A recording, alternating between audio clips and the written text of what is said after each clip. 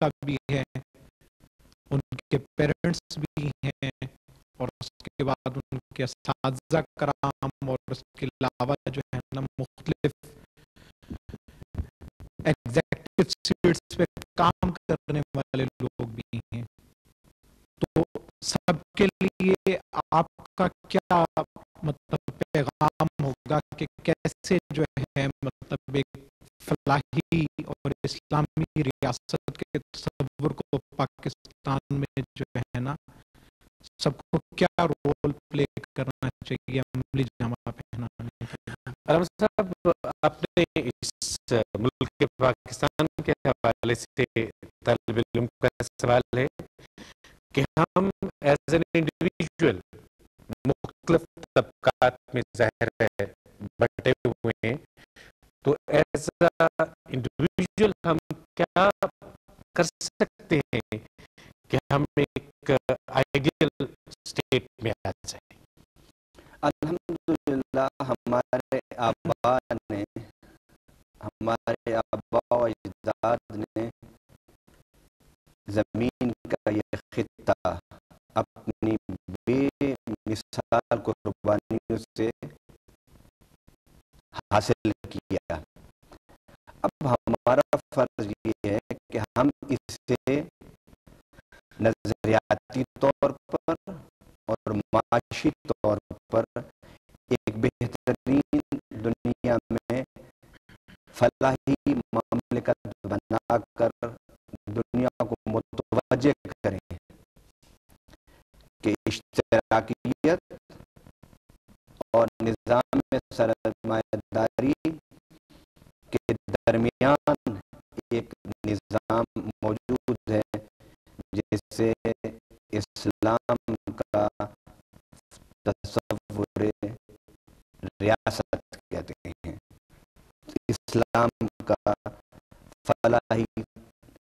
تصور ریاست کہتے ہیں. اب کرنا کیا ہے ہم نے؟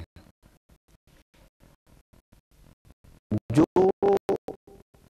عوام ہیں انہیں چاہیے کہ وہ اپنے بچوں کو تعلیم کی طرف لائیں اور خواہشات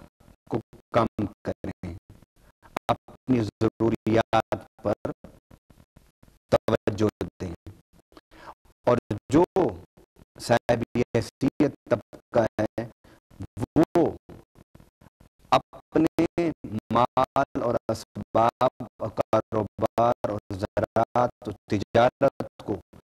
صرف اپنے چار دیواری میں دو چار بچوں تک اور ان کی بہتر مستقبل کے لیے، بہتر تعلیم کے لیے، بہتر معاشی ضروریات کے لیے صرف کرنے کے بجائے وہ اسے انسانی ہمدردی میں اپنے مال و دولت کی تجوریاں کھولنے اور ملک میں ایک احیاء العلوم کا انقلاب برپا کرنا چاہیے، تعلیم کی سطح پر ایک انقلابی انداز زندگی اختیار کرنا چاہیے، اور اس کے ساتھ ساتھ حکمران جو طبقہ ہے ان کی ایک بڑی حیثیت ہے، کیونکہ وہ ایک لوگوں کے لیے ایک نمونہ ہوتے ہیں. انہیں سادہ زندگی کی طرف آنا چاہیے، انہیں اپنے کردار کو ایک مثبت کردار کے طور پر عوام کے سامنے پیش کرنا چاہیے، انہیں عوام کی حفاظت کے لیے، عوام کے دکھ میں شریک ہونے کے لیے انہیں کوشش کرنی چاہیے. پاکستان تب संवरे गा जब हमारा हुक्मरान तबका और गनी तबका और मुतवस्सित और गरीब तबका ये चारों मिलकर अपनी अपनी जिम्मेदारी पूरी करेंगे, पाकिस्तान के हालात तब बदल सकते हैं इंशाल्लाह, और ऐसा इंशाल्लाह होगा।